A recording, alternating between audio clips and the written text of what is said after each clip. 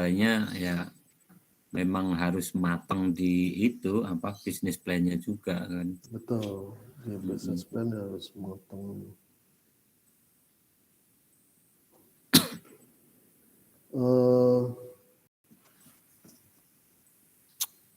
Ini waktunya sudah jam 10, mungkin saya mulai ya Pak, mohon izin Pak. Ya, monggo Pak Gurnadi. Walaupun baru 79, baru satu kelas, satu kelas lebih sedikit.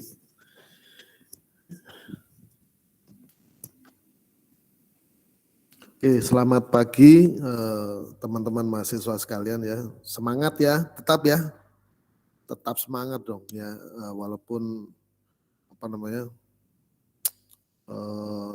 banyak tugas, mulai banyak tugas ini, apalagi mendekati ujian ya biasanya. Nah, justru malah memicu kita ini makin semangat ya apa namanya belajar biar nanti apa namanya sukses ya, lulus ya. Kalau bisa sih dipercepat ya. Apalagi kalau IP-nya bagus katanya akan ada scholarship, ada beasiswa gitu. Oke, pertemuan kali ini adalah pertemuan ke-6 ya, minggu ke-6. Saya lebih suka bilang minggu ke-6 karena apa namanya? Seperti yang saya jelaskan di pembahasan maupun di materi itu beda-beda ya. Kebetulan pas sama ini ya. Kebetulan sekarang pembahasan 6 juga kebetulan ya. Kemarin agak berbeda-beda ya. Ini mengenai apa? PLC, CSF dan apa namanya? Competition mapping. Coba saya share materinya.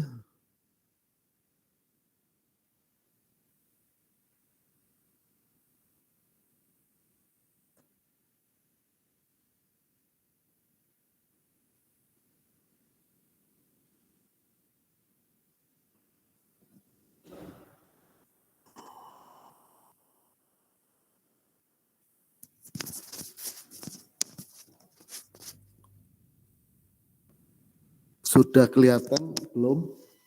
Suara saya juga sudah jelas ya, mudah-mudahan. Sudah, Pak. Ya, terima kasih Pak.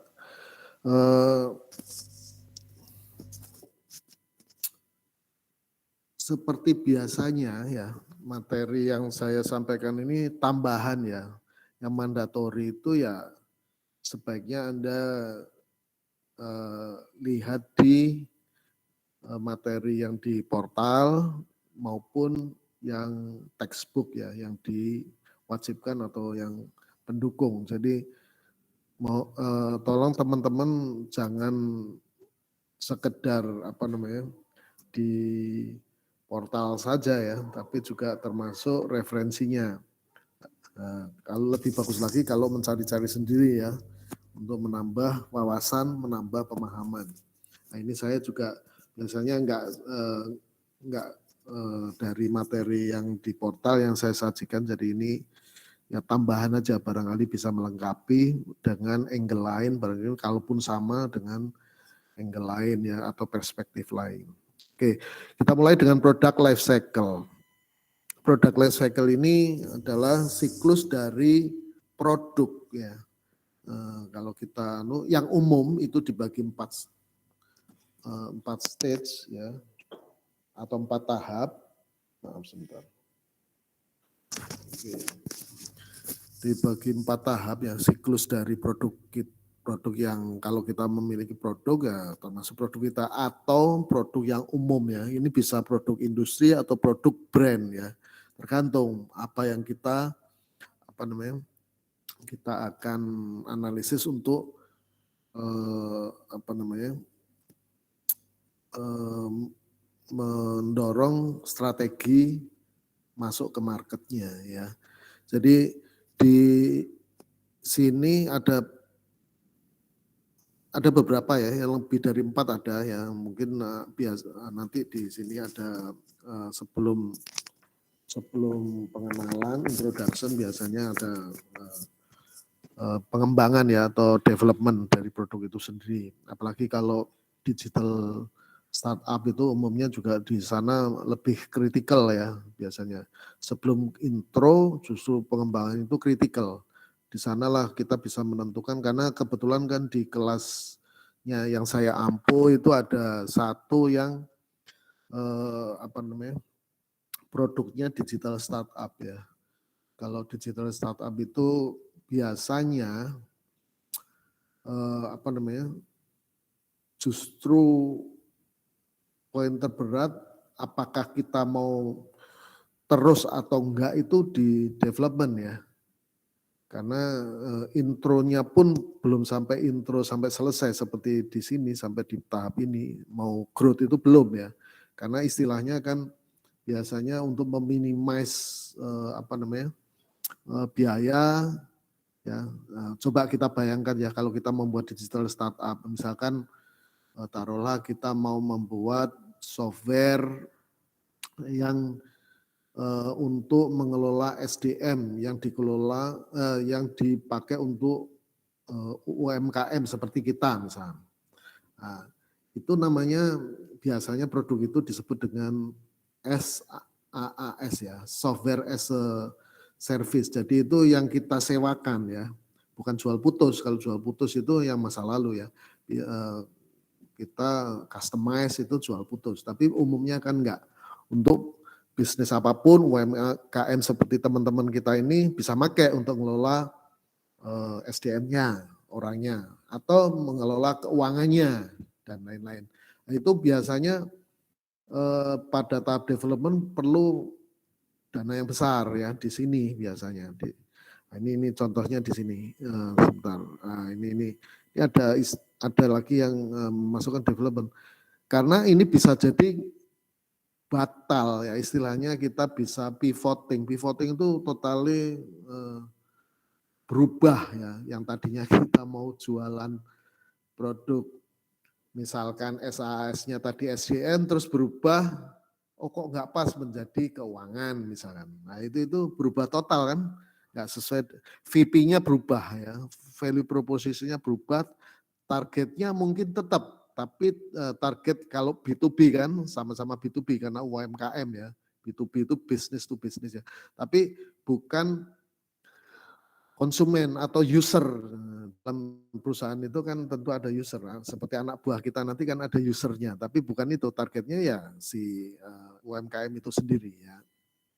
Kembali ke sini, jadi ada introduction, pengenalan produk, kemudian ada kalau sudah dikenal di market, kita akan gampang tumbuh ya. Tumbuh, makin meningkat dan ada saatnya pasar itu sudah mulai agak jenuh sehingga tidak tumbuh lagi. Jadi tapi tetap stabil ya. Revenue-nya. Revenue itu sales ya atau omset ya, bahasa kita omset.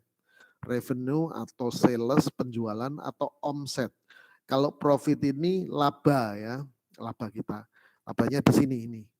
Jadi seiring walaupun kita tetap stabil tapi laba mulai turun nih ya, laba mulai turun. Dan nanti decline itu menurun ya, penjualan menurun apalagi profit tentu mengikuti ya. Itu secara umum ya, garis besar untuk seluruh industri umumnya modelnya seperti ini.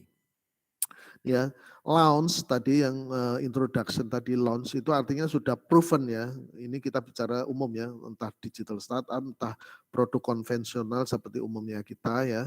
Itu kita launch itu salesnya tentu merambat ya. Yang tadi gambarnya seperti ini ya, merambat ya. Salesnya masih awal, masih sedikit. Masih lambat, kemudian tapi profit juga sama mengikuti. Kemudian pada tahap growth itu market mulai menerima sehingga penjualan meningkat pesat ya.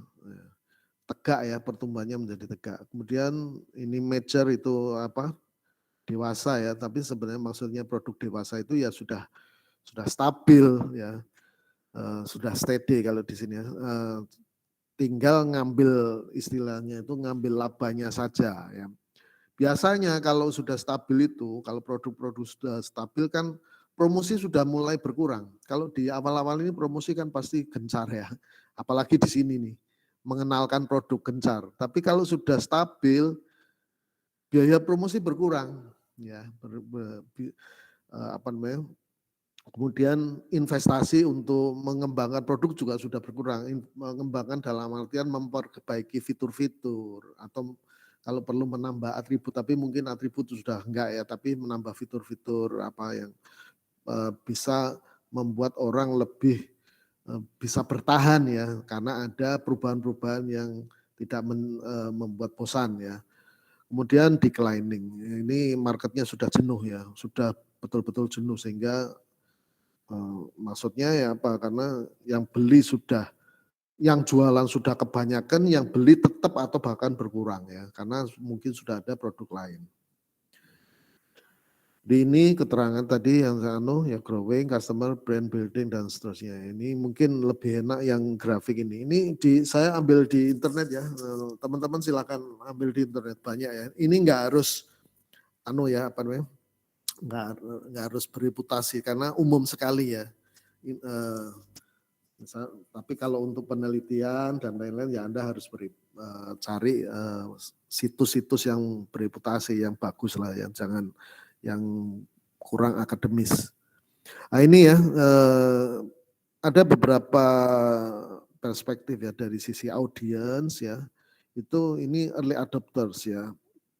Itu tadi ada pertanyaan kebetulan ya. Kebetulan akhir-akhir tadi ada pertanyaan dari teman-teman di kelas saya. Bagaimana kaitannya CAM dengan CASM? CASM itu jurang ya. Nanti tapi itu saya nggak akan terlalu jauh di sini karena itu nggak masuk materi ya sebenarnya. Tapi paling tidak pengetahuan aja lah. Jadi secara umum sebelum growth itu biasanya di sini ini Quo Vadis. Quo Vadis itu tahu ya, Quo Vadis itu kita bingung mau terus atau mau mandek atau bubar. Itu namanya Quo Vadis itu. Jadi di perempatan jalan ya. Itu namanya Quo Vadis. Kalau misalkan kita bisa sukses apa namanya early adopters itu maksudnya dari perspektif audiens ya, dari perspektif market, bahwa yang kalau ada produk baru dia duluan yang beli, gambling kan, artinya orangnya gambler kan. Kalau kita mungkin mayoritas ya nunggulah itu produknya bener enggak gitu kan. Kalau ada produk baru diperkenalkan di pasar, atau yang lagard itu orang yang paling nggak berani ambil risiko. Kalau sudah semuanya oke baru dia ikut beli. Ya jadi paling lambat ini lagard situ ya. Ini late adopter udah lambat, ini paling lambat ini. Ya. Produk sudah mulai mau habis dia apa namanya ini. Ini mirip kalau biasanya siklusnya namanya teknologi adopting ya. Nah kalau di market gimana di stage ini? Market itu mulai small, growing, large. Ini tadi sudah saya jelasin ya, market maupun salesnya ya, ini apa terkait ya. Kompetisinya pun juga tergantung industri yang kita analisis di Porter Five Forces kemarin, bagaimana apakah new entrance itu bariernya tinggi atau rendah ya. Barrier itu hambatan masuk ke bisnis ya, jadi bagi new entrant itu pelaku baru ya, kalau kita bisa jadi kita termasuk kita kan, kalau kita pelaku baru kita mau masuk tapi kita mengganggu pelaku lama kan otomatis ya. Nah itu kalau bariernya rendah kita cepat penuh itu ya yang jualan produk sejenis gitu ya.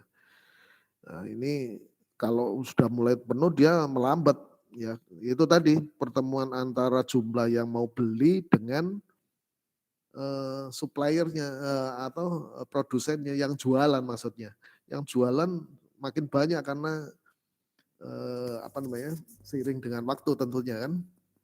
Ya. Kemudian bisnis fokus ini kalau dari sisi fokus bisnis fokusnya ini dari program marketingnya ya, ini awareness, kemudian kita mulai ambil sharing ya, mulai gede sharing kita. Kemudian di sisi mature, pada saat produk kita sudah mature, kita strateginya mempertahankan ya, customer retention. Mempertahankan customer yang sudah ada, jangan sampai pergi ke produk baru yang sudah diperkenalkan lagi di market. Jadi mungkin di sini ada produk baru lagi, sehingga produk yang lama mulai ditinggal. Ini yang kan ke sumbu ini sumbu waktu ya, berjalannya waktu. Ini penjualan atau laba. Ya. Kalau ini waktu, seiring dengan waktu, sumbu waktu maksudnya ya. Itu siklusnya seperti ini. Kemudian ini saya lebih suka ini. Ini saya ambil dari jurnal, tapi mungkin kali ini bukan jurnal, tapi bisa mewakili ya. Ini dari YouTube ya, saya ambil dari YouTube. Nanti teman-teman bisa melihat videonya, bagus ya. Paling enggak menambah wawasan kita. Jadi terkait dengan staging atau tahap-tahapan produk kita di market ya, itu strateginya itu harus relevan ya. Ini kalau introduction stage pada tahap pengenalan produk ya, itu biasanya biaya cost ya itu sangat tinggi atau sangat rendah ya. Sangat tinggi itu kalau kita investasi yang contohnya produk-produk konvensional, misalkan kita membuat ya taruhlah smartphone lah ya, kita produsen smartphone ya, Anda bayangin, atau kita produsen mobil atau produsen barang ya kebutuhan sehari-hari, misalkan kursi yang beda, yang comfort, yang baru lah, produk baru ya, itu atau meja yang bisa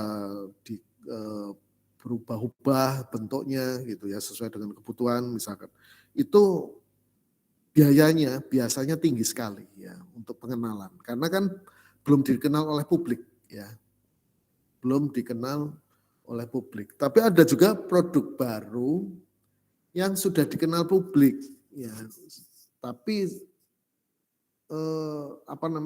serinya berbeda ya, seperti smartphone tadi. Kalau smartphone tadi hanya menambah atribut tertentu ya, atau hanya malah fitur doang, itu nanti dia akan sudah dikenal, tinggal orang promosinya rendah. Biaya developmentnya yang di sini ya, sebelum introduction itu juga biasanya rendah ya. Kalau introduction ini kan awareness, pengenalan ke publik. Kalau di sininya lagi mungkin tinggi malah ya, sangat tinggi, tapi kalau produk-produk yang digital startup malah mungkin rendah tadi yang saya bilang ya, istilahnya MVP, minimum viable product. Jadi dia serendah mungkin kalau di sini, karena kan belum tentu proven di market. Kita mau jualan apa tadi yang saya contohkan, kita jualan software SDM, nggak taunya nggak laku.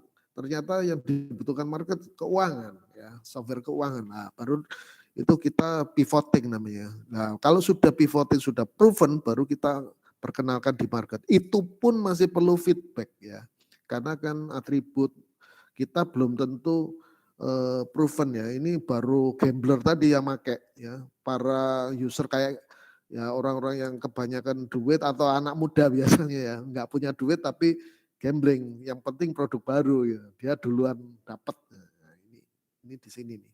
Strategi di sini, demand should be created.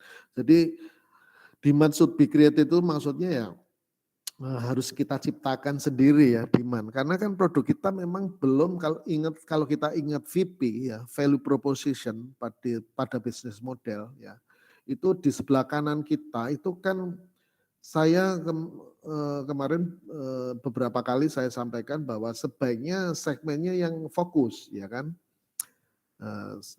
dengan fokus dan produknya berbeda ya, sehingga kalau fokus istilahnya niche atau ceruk bahasa Indonesianya ya, itu marketnya akan bisa kita ciptakan ya.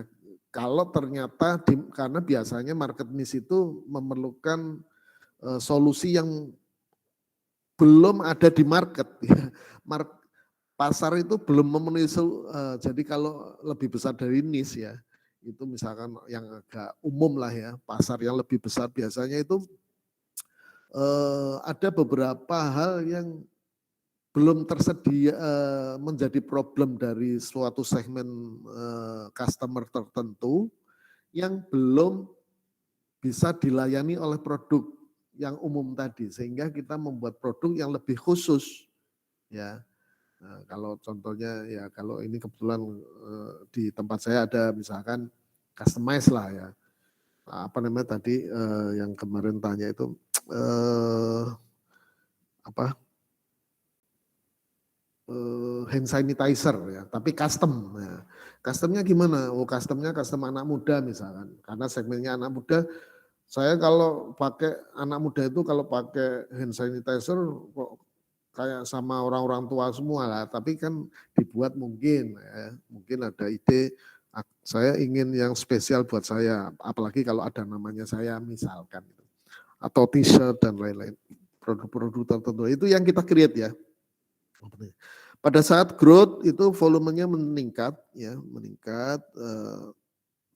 Ini promosi tetap ya, profit jelas bertambah. Ingat ya kalau scale economic of scale ya, economic of scale itu produknya makin banyak, kita produksi banyak, terserap juga oleh market.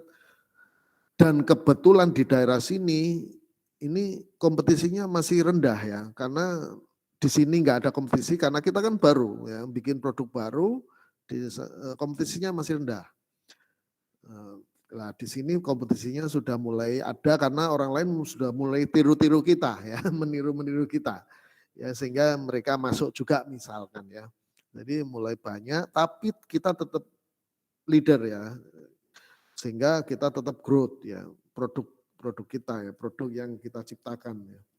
Sehingga kemudian pada seiring waktu, berjalannya waktu, produk itu sudah nggak ada growth ya, itu sale volume peak, volumenya mencapai titik puncak, tapi market sudah jenuh. Dan ini makin bertambah kompetitor ya, kompetitornya makin bertambah. Dan mungkin sudah mulai nggak ada yang mau masuk lagi ya. Ya mungkin nggak ada new entrant sudah, kalau kita analisis Porter new entrant-nya sudah nggak ada ya. Nggak ada yang tertarik masuk ke industri itu, sudah jenuh gitu. Ya. Bukan industri, sorry. Ini kalau yang saya contohkan produk. Tapi ini bisa apapun ya yang saya bilang tadi, bisa industrinya, bisa industri itu maksud saya gini, misalkan industri smartphone ya, ini nanti saya industri smartphone itu suatu saat kita mungkin nggak membutuhkan smartphone ya, tahun berapa ini nggak tahu tahun berapa, saya sudah membayangkan itu dulu waktu saya berdiskusi dengan Samsung atau apa itu ya, saya manajernya bagian riset, bagian pengembangan, saya pernah diskusi bahwa bisa aja saya tanya smartphone kapan mature-nya. Wah ini masih belum, tapi pasti mature ya. Nanti diganti produk baru yang bukan smartphone. Ya. Namanya apalagi? Smartphone itu kan juga mengganti handphone ya. Mengganti handphone. Handphone itu juga, tadinya juga mengganti, kalau saya dulu punya palm komputer ya. Tahun 90-an sampai tahun awal 2000 itu ya. Itu saya punya palm komputer, tapi belum ada handphone, masih jarang juga gitu ya. Jadi masih double lah ya, ada yang mengecil, yang membesarnya jadi tablet. Nah, itu mature nanti. Posisi mature sudah jenuh. Nah nanti decline, pada saat decline strateginya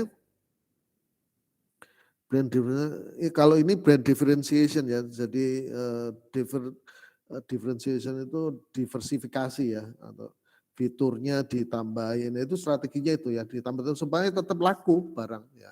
Misalkan smartphone-nya sudah jenuh, tapi ditambah-tambahin.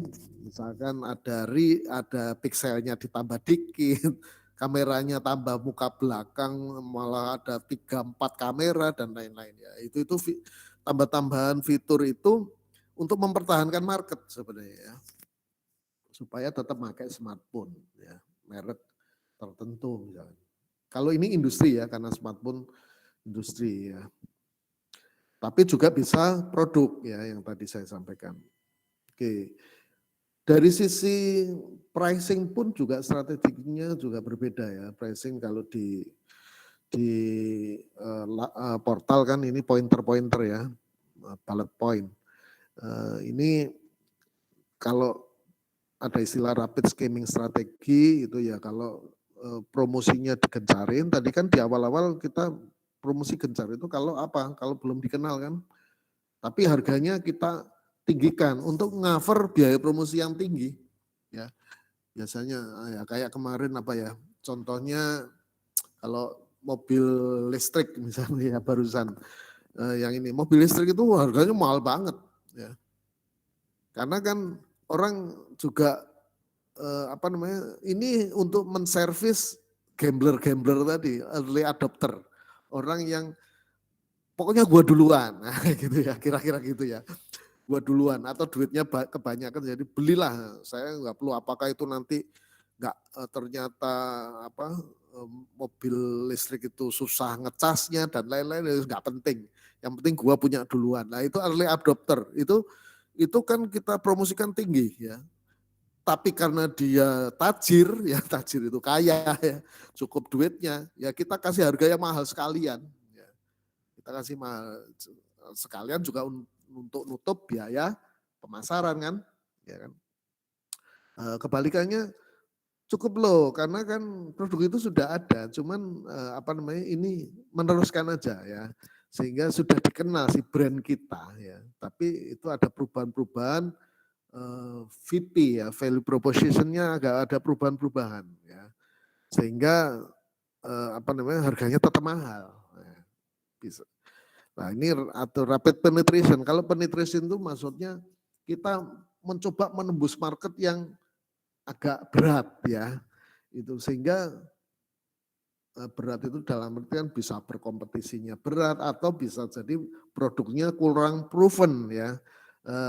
Artinya banyak yang masih early adopternya itu masih belum memberikan testimoni yang bagus ya, sehingga kita mungkin kasih harga yang rendah, promosi lah, diskon kayak apa-apa ya, pengenalan produk itu misalkan bisa aja ya di sana, tapi promosinya kita gencarin ya. Dan ini yang terakhir ini slow penetration. Nah, ada juga dari sisi produk quality-nya ya. Kalau produk quality bagus, tinggi, kemudian harganya mahal, itu yang kita kenal dengan premium ya, biasalah ya. Misalkan kita premium apa? Ya umumnya kalau mobil itu misalkan BMW ya, atau Mercy. Itu kan premium itu. Kalau di sini kalau mobil itu mungkin ya Avanza, di bawah Avanza itu apa sih? Apa itu ya? Saya lupa. Yang 100 jutaan itu kalau zaman dulu nggak tahu sekarang. Nah, itu kira-kira seperti itu ya. Ini apa strateginya. Ada yang namanya harvest strategi. Harvest itu apa? Panen ya. Maksudnya apa? Maksudnya ya kita tinggal biasanya ini terjadi pada saat yang stabil tadi ya, yang di apa namanya, yang stage mature tadi ya, itu kita manen itu kita manen profit aja ya, ngurangi investasi pengembangan produk karena produknya sudah di tingkat peak sehingga nggak perlu dikembangkan, jadi investasinya dikurangi, promosi juga berkurang, jadi semua promosi berkurang tuh.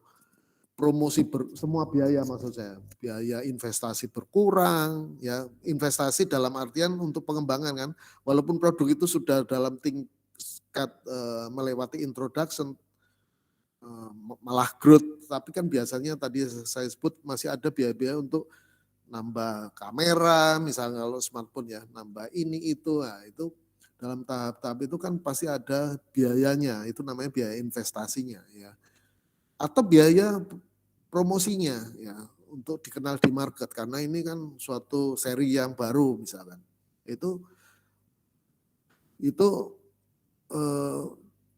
dikenal, tapi nggak perlu dikenalkan, maaf ya, kalau di sisi mature investasi mungkin sudah mulai berkurang juga kalau mature, tapi juga promosinya karena sudah dikenal orang ya, tinggal kita ngambil apa. Kalau itu semua biaya berkurang sementara penjualan masih tinggi, otomatis kan labanya menjadi makin tinggi. Ya. Jadi posisi ini makanya dinamai harvest atau panen ya. Karena memang panen laba ini ya, labanya tertinggi ini. Oke, ini ada ya ini sama ya, saya ambil dari apa namanya jurnal. Saya suka jurnal-jurnal karena akademis ya, maklum ya kalau ini kalau tanpa jurnal kelihatannya kan kurang berdasar. Saya juga perlu ngecek juga kalau di jurnal seperti apa. Ya. Jadi Anda ini tadi ya ada dibagi dua utama kalau ini ya. Nanti ada basic model ini hanya saya perkenalkan, tapi ini umum di dunia praktisi ya. Tapi saya nggak tahu, nggak pernah diajari. Mungkin orang manajemen yang diajarin ya. Kalau Anda bukan prodi manajemen mungkin nggak diajarin. BCG model ini Boston Consulting Group, jadi konsultan di Amerika, Boston sana. Itu apa namanya? Membedakan dua ya strateginya ya, apa namanya? Istilahnya ya. Itu ini kalau dipanen mau invest itu namanya question mark and star ya. Kalau di sisi wait and see itu atau malah divest itu malah kita berhenti ya, berhenti jualan produk itu ya, mulai berkurang, mesinnya dikurangi dan lain-lain, mesin produksinya di divest itu dijual, mesin pabriknya dijual, tadinya 4 pabrik dijual menjadi sisa 2 atau sisa 1, nah itu divest ya. Itu tinggal cash cow dan dog ya. Nah, kalau sudah mulai dijual dog ya, lebih ke dog. Itu istilah aja, itu enggak mungkin pengenalan aja lah barangkali ya. Tapi paling enggak Anda pernah dengar ya. Ini contoh. Kalau ini produk ya, brand maksud saya produk bukan industri ya, brand. Ini Nokia itu. Nah, introduksinya tahun 96. Kemudian kenceng-kencengnya ini mungkin sampai dengan tahun berapa ya, tahun 2000 sebelum ada Samsung dan sebelum masih pakai Android belum masuk lah ya. Ini dia masih growth tumbuh, tapi first in mobile industry high profit but visible increase in computer bad management.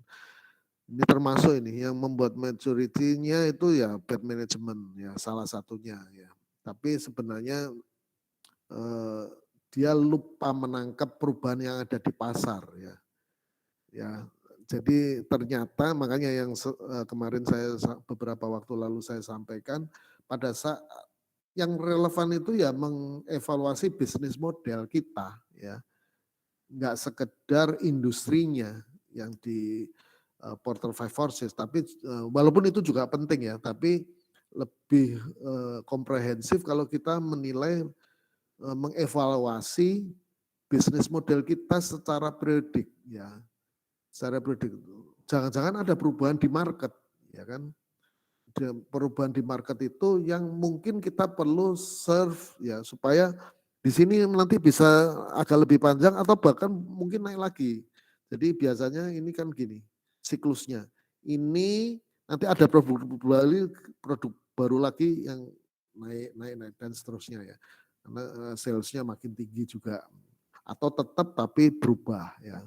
Siklusnya makin panjang karena mulai intro lagi misalkan. Nah, itu Nokia itu seperti itu. Jadi dia lupa ya, ternyata di market itu ada perubahan ya. Dia istilahnya apa dulu itu saya lupa sebelum Android ada yang ingat apa itu dia masih mempertahankan itu ya. Kemudian fast decline nah ini otomatis hancur kalau sudah pesaing sudah produknya proven dan orang-orang pada switching ya, ingat ya switch berpindah. Switching cost-nya gimana? Switching cost-nya rendah ya, sehingga orang mudah berpindah karena apa? Itu barang baru dan lebih akomodatif ya. Kalau ini sudah nggak akomodatif, jadi apa namanya? Gampang pindah ini. Ya. Nokia pasti ditinggal. Nah ini ada Apple iPod kalau ini ya, ingat iPod ya, iPod untuk dengerin musik itu sama itu siklusnya.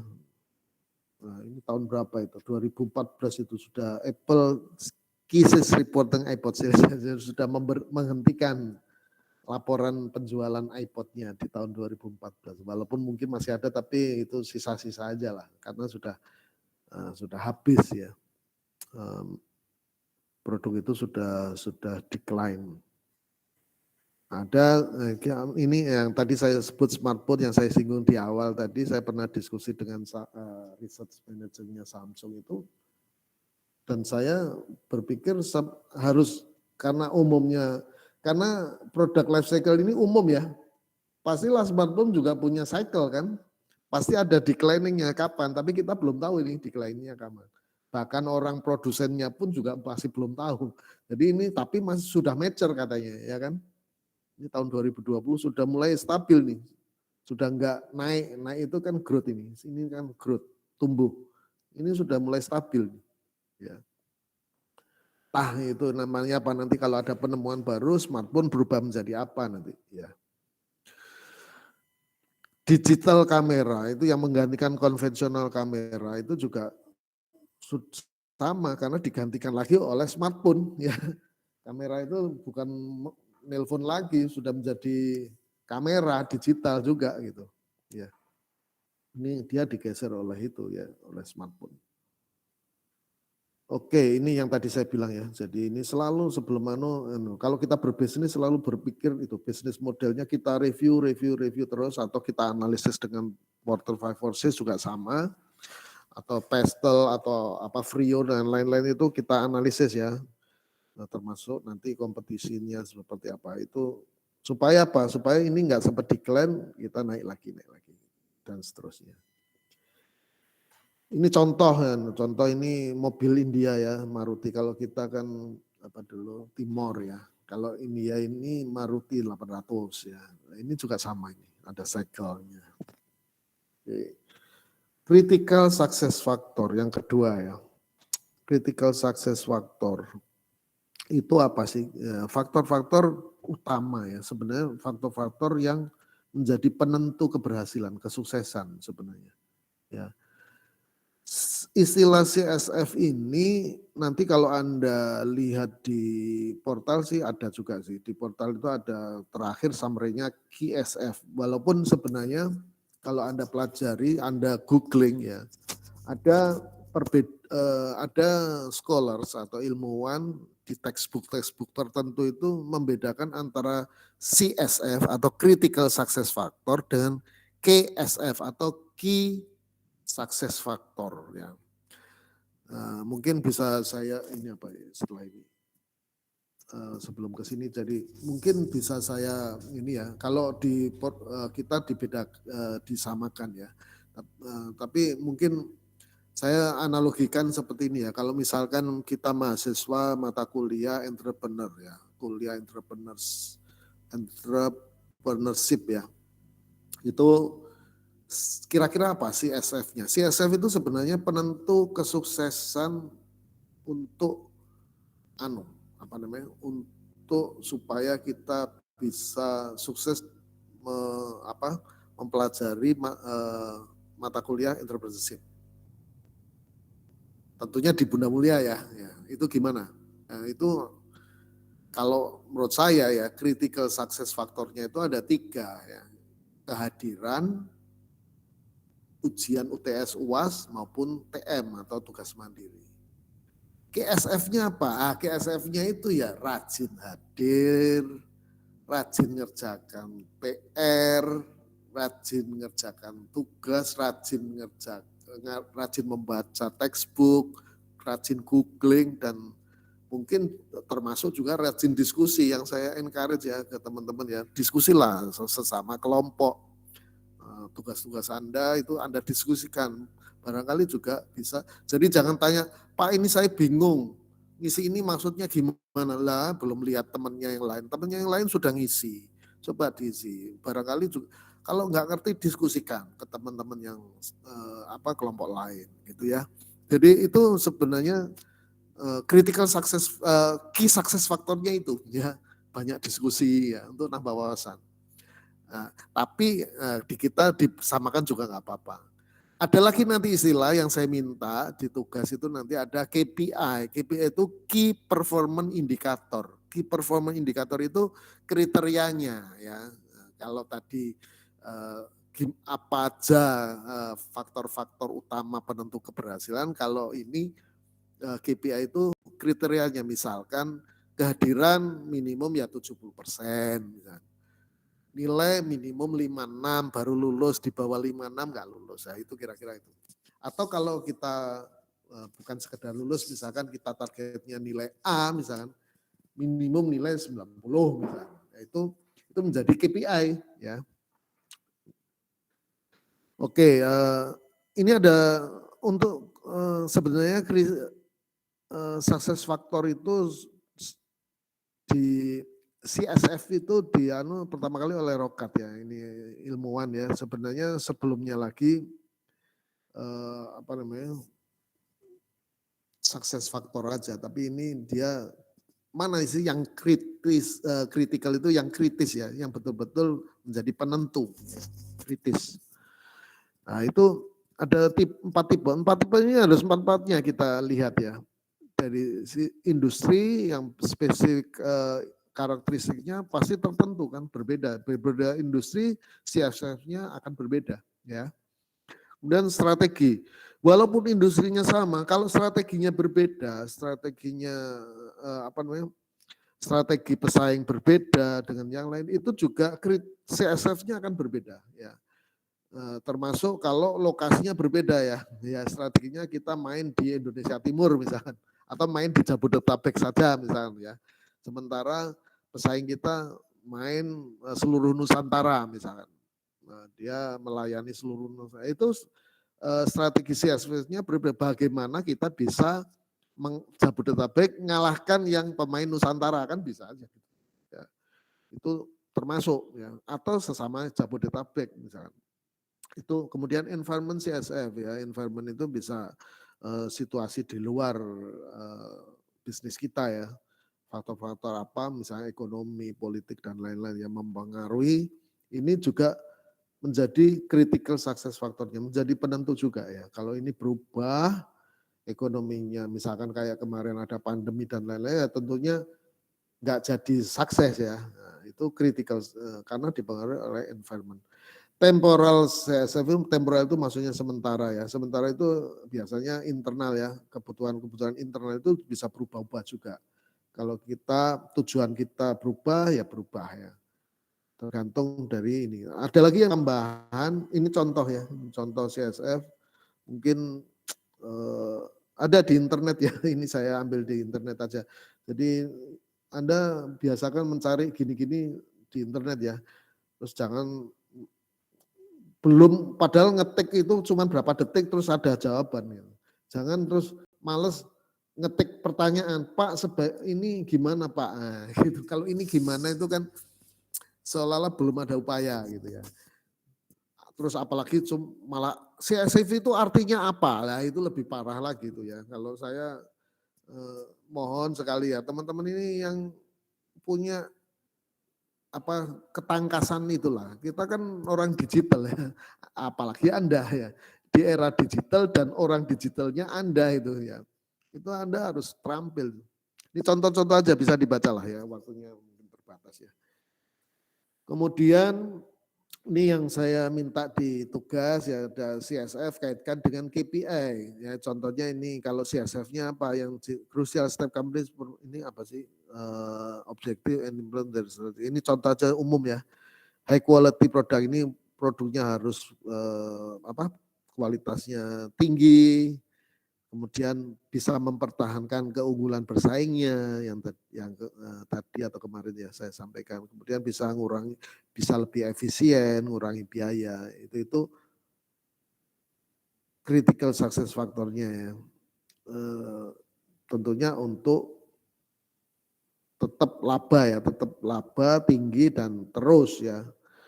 KPI-nya apa? KPI-nya Nah ini indikatornya, turnovernya itu angka-angka nanti ya. Indikatornya umumnya kalau di bisnis ya angka-angka lah, angka-angka keuangan, angka-angka pemasaran, angka-angka produksi itu namanya KPI. Ya. Angka-angka pengelolaan SDM ya. Itu nanti menjadi masing-masing mempunyai CSF sendiri, KPI sendiri kalau kita terjemahkan. Tapi CSF ini umumnya ke perusahaan, yang tadi KSF yang kalau dibedakan ya, KSF itu Key Success Factor, K ya maksudnya. Ininya bukan P tapi S ya. KSF ya, bahasa Indonesianya KSF atau KSF ya. KSF itu Key Success Factor, bukan critical. Itu lebih ke departemen-departemen ya. Nah, itu yang nanti bisa langsung terkait juga dengan KPI-nya, lebih enak lagi ya.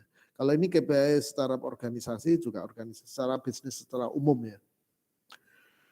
Oke, ini sudah saya terangkan tadi, ini contoh aja. Terus ada lagi tambahan kalau Anda ini ya sebenarnya kok ini lebih banyak Pak, ya ini ada tambahan manager position. Itu sebenarnya enggak beda dengan temporal factor sebenarnya, sama ya. Apa namanya? Maksudnya gini, tindakan-tindakan manajerialnya itu juga menjadi critical success factor ya. Kita bisa punya ide dari sana karena bisa jadi manajemennya agresif atau manajemennya terlalu lambat atau gimana atau terlalu prudent itu terlalu berhati-hati misalnya. Itu yang memengaruhi ya. Posisi kemudian posisinya juga di mana dia sebagai penentu atau bukan gitu. Jadi kira-kira seperti itu untuk subbab keduanya ya mengenai CSF, kemudian competition mapping, peta persaingan. Nah di portal maupun yang akan saya tunjukkan ini bermacam-macam ya. Kemudian saya juga minta tugas yang bermacam-macam juga. Sebenarnya itu pilihan ya, pilihan sesuaikan dengan misalkan ini competitive analysis with evaluation factor. Jadi faktor ini pilihan ya. Bisa jadi Anda mungkin lebih suka menampilkannya seperti ini. Ini ya. Item-itemnya ini. Tapi Anda harus ada kan tadi ada pertanyaan, apakah kita harus masuk? Kan kita baru. Ya walaupun kita baru, kita tetap harus masuk. Dengan asumsi tentunya ya, asumsi dengan target, asumsinya ya sesuai target ya. Nah, sebenarnya nanti kita evaluasi apakah target itu sesuai gitu ya. Market share-nya bisa misalkan kita baru masuk langsung bisa dapat 25 geser yang existing player atau pemain yang sudah ada, misalkan ada 2 misalkan di sini. Tadinya dia misalkan 50-50, 100% kan. Begitu ada orang ketiga kita enggak mereka kan, kita ambil porsi ini ya, bukan penjualan mungkin meningkat, secara rupiah meningkat kan, setiap tahun kan pasti meningkat ya biasanya ya. Tapi porsi kita ada itu baru misalkan, ini target nih kalau kita baru. Tapi kalau kita well established company atau kita memang juga sama dengan mereka, sama-sama existing player, pemain yang sudah ada, ya kita juga selalu membandingkan, kita juga harus menargetkan market share yang lebih tinggi dari ini. Itu contoh ya, atau growth-nya juga harus lebih tinggi. Mengapa yang lain bisa di atas kita kok nggak bisa tumbuh tinggi? Ya. Itu juga nanti terkait dengan strategi tadi, yang apakah strategi produksinya, strategi pemasarannya, itu terkait dengan siklus juga ya, siklus dari produk. Semuanya itu terkait ya. Ini contoh, kemudian juga kalau ini saya ambil di portal ya. Ini kenapa digambarkan di dalam kuadran ini sebenarnya supaya gampang. Ini contoh mobil ya. Ada mobil yang sporty, ada yang lux, ada mobil keluarga, ada yang mobil kelas ekonomi ya.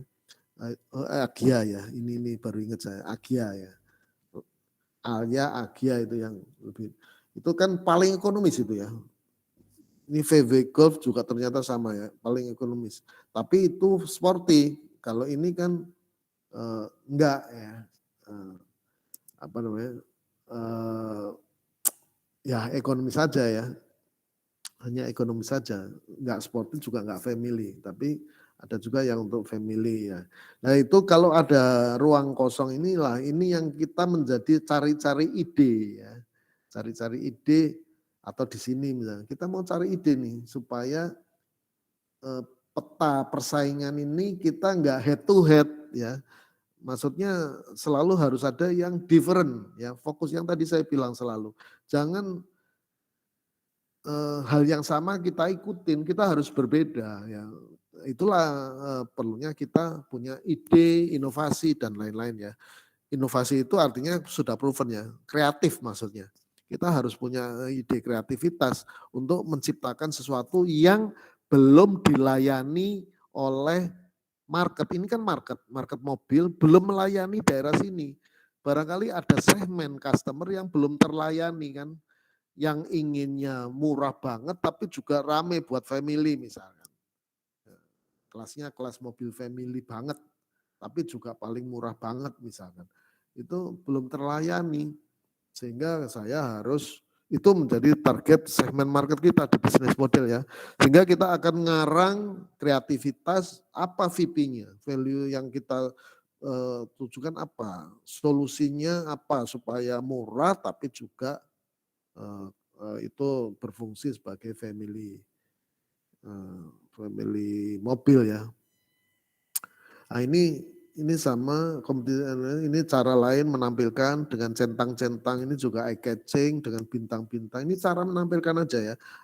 Itemnya juga terserah ya. Kalau ini apa namanya, masalah furniture ya, ini produk furniture. Ini kitanya kita highlight. Ini yang kita ini, yang menganalisis kita. Nah, versatables.com itu kitanya ya. Ya, kitanya baru ini pesaing kita. Ya, pesaing kita. Nah itu kita menang di mana aja nih. Gitu. Berarti kita juara satu ini. Ini existing player pasti ya. Karena mengalahkan yang brand-brand ternama. Oke, ini sama cara menampilkan aja ya. Anda lihat di internet banyak. Ya, ini saya hanya memberikan stimulus saja supaya Anda rajin-rajin ngulik di internet ya. Jangan sekedar lihat portal ya. Terus bukunya juga nggak dibaca gitu. Oke, ini saya hanya aja, ini sama ya. Kalau ini lebih ke ya, bobot dan biasanya pembobotan dan ya untuk scoring itu biasanya itemnya apa, kemudian kita kasih bobot yang totalnya menjadi 1 atau 100 totalnya ya 100% istilahnya ya, 1. Nah itu nanti nilainya menjadi berapa ya, ini skor ini. Ada inovasinya gimana, kitanya dilingkari ya atau di highlight ya, misalkan oh ini kita nggak ada, ini yang keliru ya, kitanya masukkan aja. Misalkan di sini ada produk kita, baru ini kompetitor A 1, 2, kok kompetitor A ya, ini mungkin company A ini salah ini. Yang dia highlight ini mestinya ini ya, ini bukan kompetitor tapi company A ya. Company A ini pesaingnya ada 2. Jadi kita ternyata ada di tengah-tengah ya. Di antara ada yang bagus, ada yang di bawah kita. 2 pesaing itu ada yang lebih tinggi dari kita, ada yang di bawah kita. Itu kira-kira cara kita memetakan persaingan. Demikian presentasinya, barangkali selanjutnya bisa, oh ya kalau pengumuman mungkin kebetulan sudah nggak ada ya kalau dari saya, barangkali kecuali ada pertanyaan. Nah, dan kami persilakan Pak Jati barangkali kalau ada hal-hal yang mau disampaikan, menambahkan teori maupun pengumuman. Terima kasih. Baik Pak Kurnadi, mohon izin saya off cam nih, karena Pak Kurnadi tadi pas cocok banget menjelaskan kompetitor, ternyata internet saya mati. Oh iya, ini saya di kampus Pak, di Ancol saya Oh, juga gitu. nggak tahu. Saya nggak berani pakai hotspotnya Ancol, saya pakai punya sendiri nih. Takut juga nggak mati nanti. Biasanya kalau pakai hotspot mati. Ya betul. Nah, baik teman-teman, ini menarik banget, bisa jadi contoh. Tadi kebetulan saya jadwal untuk hari ini memang WFH, jadi di rumah ya. Baru aja tadi Pak Kurnadi selesai menjelaskan kompetitor, ternyata wifi saya langsung mati ya. Ini satu contoh ya, kalau kita berbicara mengenai kompetitor di dunia sekarang kan sangat dibutuhkan ya wifi, jaringan internet, mungkin teman-teman juga sama ya. Sekarang sudah sampai hadir ke rumah-rumah, ini kan karena ya itu apa kasus pandemi kemarin ya. COVID itu sebetulnya kalau dilihat dari sisi bisnis ya memang beberapa yang boleh dikatakan mengambil keuntungan ya. Ini artinya pandemi yang memberikan keuntungan bagi dunia bisnis terutama jaringan internet ini sekarang banyak sekali. Kompetitor kalau di saya ini saya sebut saja misalnya FM, ada IndiHome, Oksigen dan sebagainya. Ini kalau dari sisi customer ya, dari konsumen, itu tadi seperti yang dijelaskan Pak Kurnadi juga ya, bagaimana perkembangan teknologi itu sangat mempengaruhi inovasi ya. Jadi kejar-kejaran antara produk A dengan produk B itu sangat kompetitifnya cukup ketat ya. Tadi sudah berikan contoh misalnya dari Nokia, itu memang yang paling kalau saya bilang paling tragis ya. Mereka dengan nama besar ya, brand yang besar ya, bisa tidak mengalami pertumbuhan atau bahkan sekarang nasibnya menjadi ya tergeser oleh brand-brand yang lain ya. Karena itu tadi ya, teknologi berkembang begitu cepat. Kalau kita tidak mengikuti perkembangan itu, ya bisa jadi mati tadi ya, mengalami penurunan.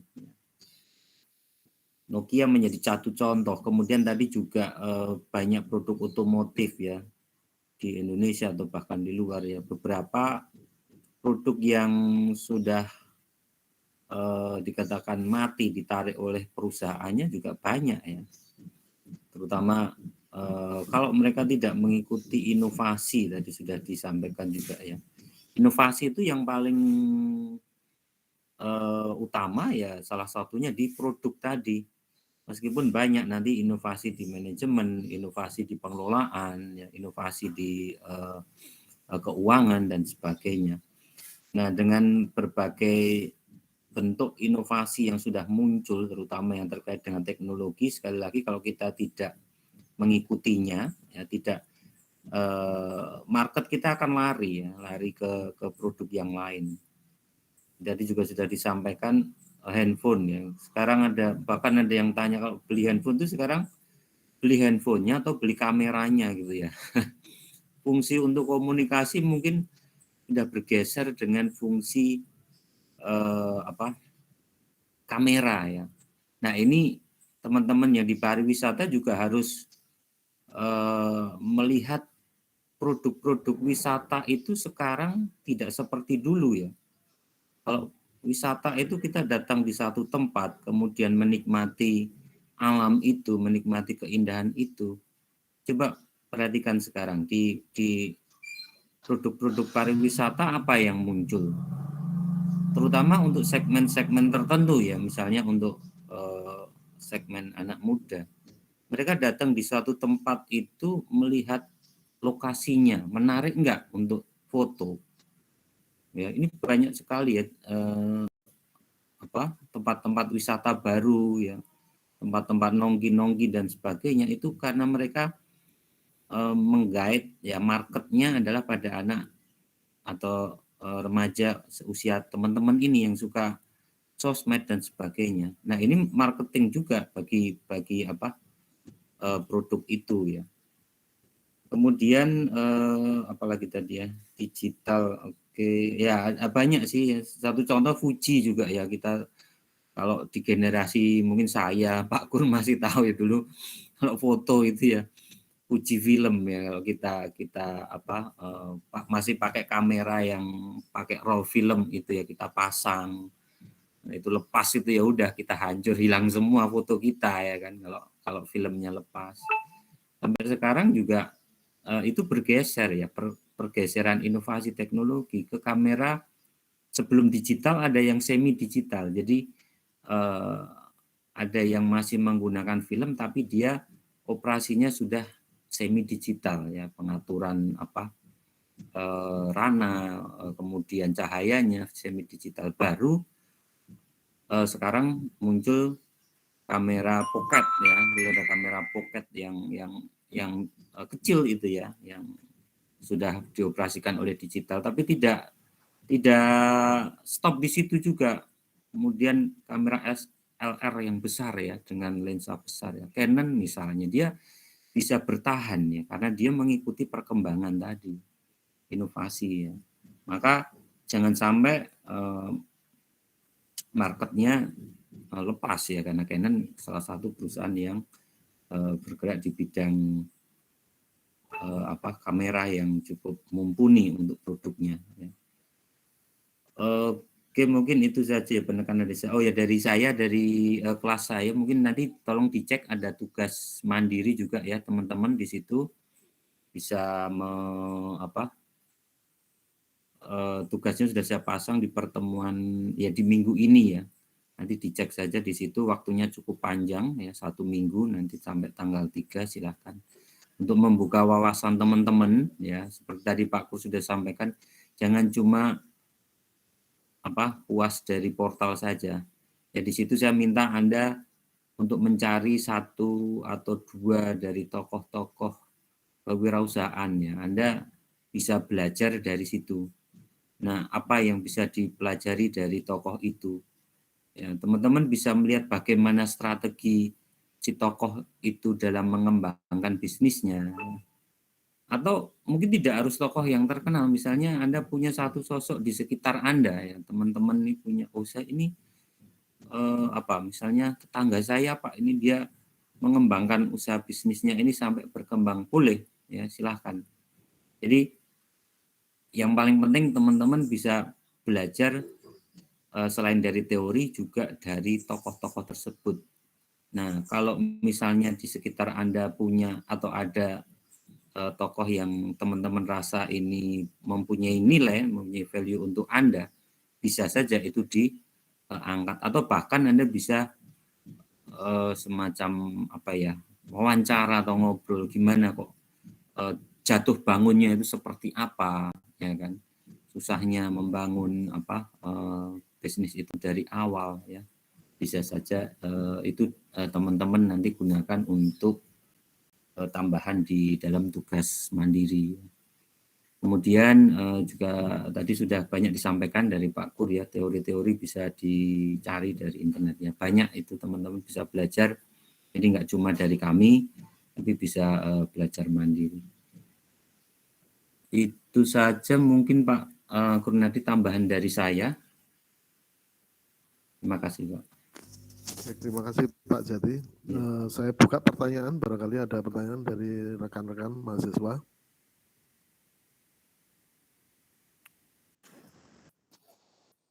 Silakan.